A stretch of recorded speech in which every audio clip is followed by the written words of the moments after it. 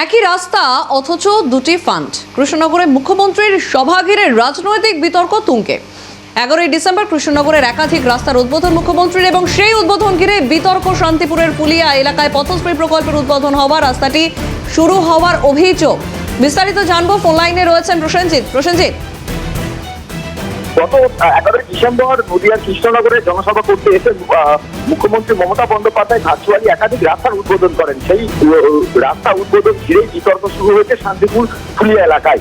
বিজেপির অভিযোগ, যে রাস্তাটি উদ্বোধন করা হয়েছে পথশ্রী প্রকল্পে এবং সেই রাস্তাটি আগে 11ই নভেম্বর রাস্তাটি বরাদ্দ করেছেন বা বিজেপির যিনি রাজ্য সভাপতি রয়েছে সমীর ভট্টাচার্য, অর্থাৎ তার ফান্ড থেকে সেই রাস্তা নির্মাণের প্রকল্প শুরু হয়। আর এই ঘটনাকে কেন্দ্র করে রাজনৈতিক বিতর্ক শুরু হয়েছে। যদিও বিজেপির কটাক্ষের পাল্টা কটাক্ষ তৃণমূলের পক্ষ থেকে, তবে এই ঘটনাকে কেন্দ্র করে এক প্রকার রাজনৈতিক অস্থিরতাও শুরু হয়েছে।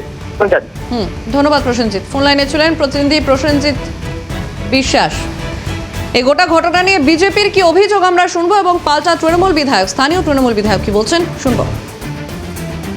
সেই রাস্তার টাকা দিয়েছেন 15 লক্ষ টাকা সাংসদ, রাজ্যসভার সাংসদ, বিজেপির রাজ্য সভাপতি সমীর ভট্টাচার্য।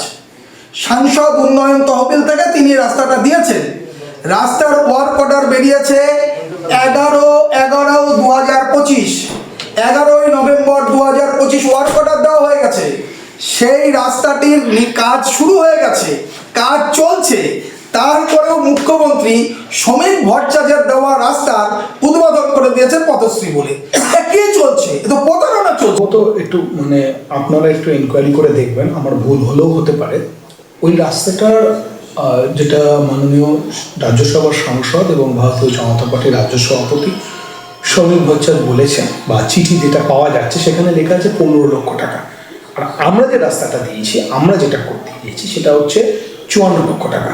আর এই রাস্তাগুলো কোনো ফান্ড থেকে হচ্ছে না। রাস্তাশ্রী বা পথশ্রীগুলো সাধারণ মানুষ যেগুলো আবেদন করেছেন, কোনোভাবে সরাসরি মুখ্যমন্ত্রীতে ফোন করেছেন বা আমার কাছে জানিয়েছেন, সেইগুলোকে আমরা রাজ্য স্তরে পাঠিয়েছি, সেখান থেকে এটা স্যাংশন হয়েছে। এই রাস্তাটার মূল্য প্রায় 54 লক্ষ টাকা, দুটোর মধ্যে পার্থক্য আছে।